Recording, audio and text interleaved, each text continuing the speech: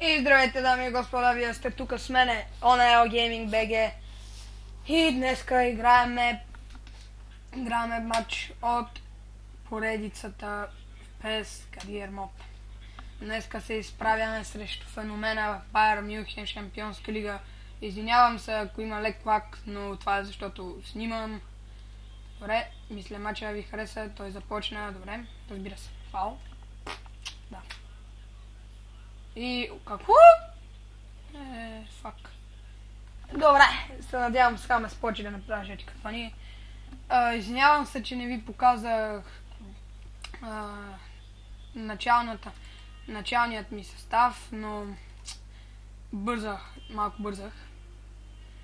Но по-нататък може да ви го покажа в матча. Хамес Родригес се измъква, продължава напред. Какво? В пространството са ми оставили.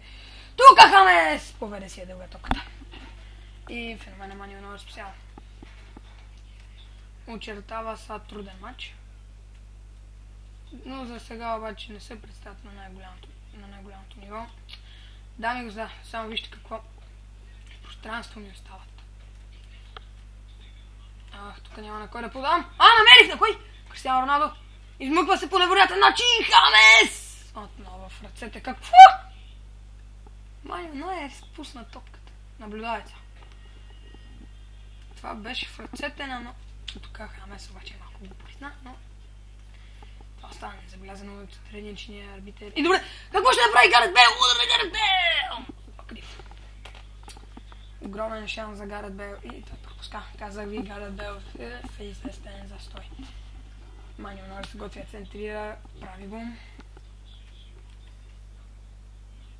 В това в отбора ми днеска не играе Давид Луис и сигурно за него е приключила Шампионската лига. Той направи, както разбрах. Не знам дали сте... Какво Марко Ройс пропусна? Фак. Както разбрахте, сигурно той... Давид Луис направи два жълти картона. И с това излезе от моят отбор за Шампионската лига поне тази година. На негово място карах Марсело. Едва ли ще запълни липсата на Давид Луис, но добре. Надявам се в следващите матчове, разбира се. Тук най-вероятно и Марсело ще си изкара червен картон. Какво ще... Да, факт, дами и господа. Губа двама невероятни бранители. Чист червен. Томас Мюлер беше тръгнал наскоро и много гадно. Сега дали ще се открие резултат? Да, много близко. Фак. Тък му говорих за червения картон на Давид Луис и ето, че неговия заместник също изкарва червен картон. Добре, наистина неприятна ситуация, имаме тази Шампионска лига. Сега Златан Ибрахимович дали ще може да оправи нещата? Удар гол! Дами и господа, невероятен гол на Ибрахимович. И той ни изкарва напред в резултата. Добре, голът може и да го изгледам. Изгледаме, защото няма много време. Но гола мисля, че всеки го видя и беше невероятен. Поне на мене този гол ми хареса много. Сега Тиаго тук си играе с нас. Само се надявам Хамес да не изкара картон, защото той е, така го нарича, златната десетка в отборът ми. Тръгвай! Гарет Бейл тръгна на скорост. Ще направи уелския нападател, уелския халф. Дали ще успее да центрира перфектно. И златната десетка на моя отбор пропуска да отбележи.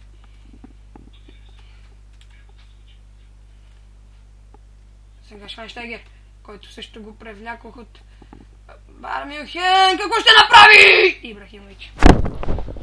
Ибрахимович много близко.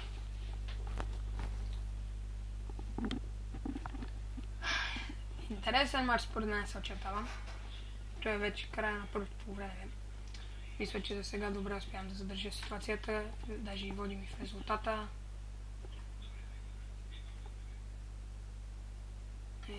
Тук се опитах да застана Ибрахимович да застане пред лицето му, но не успях. Добре, дами и господа. Така. Да минем към следващото по време. Разбира се, ще върне на Роналдо. Той ще направи няколко финча. Не! стигаш. А така. И така не много разчитано. Поне според мен имаш фалка. Добре, съдята разбира се няма го види. Рамос! Не успява да отнеме. Добре.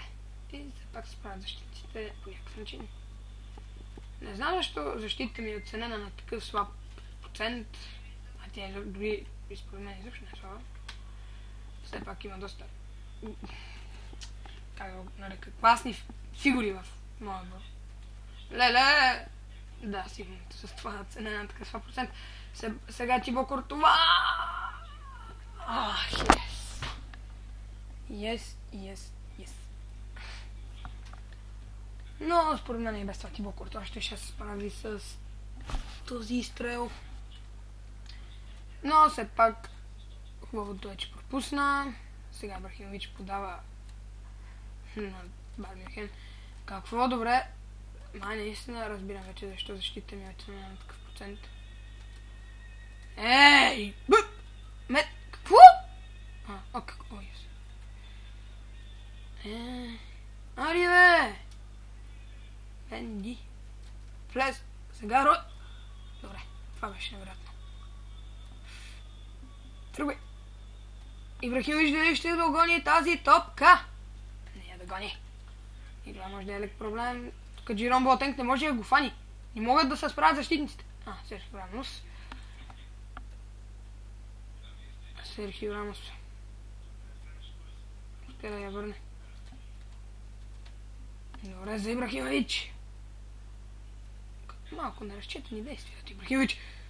Към Хамес Родригес!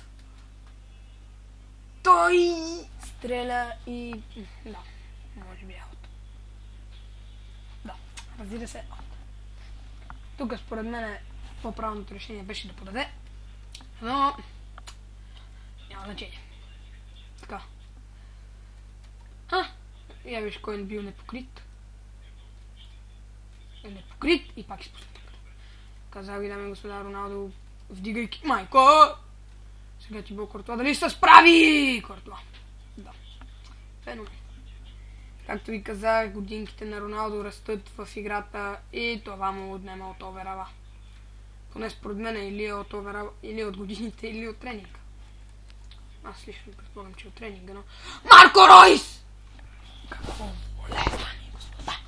Внимание, да си показва класта. Наблюдайте. Бум! И да. Добре. Какво? Добре, така. Сега той ще центрира вътре. Добре. Пърфект. Крос.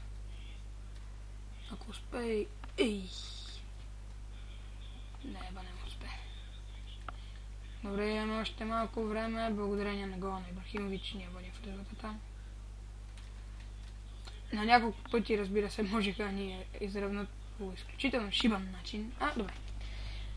Дами и господа, ние взимаме тази среща с огромно притеснение, как ще търсим друг централен защитник.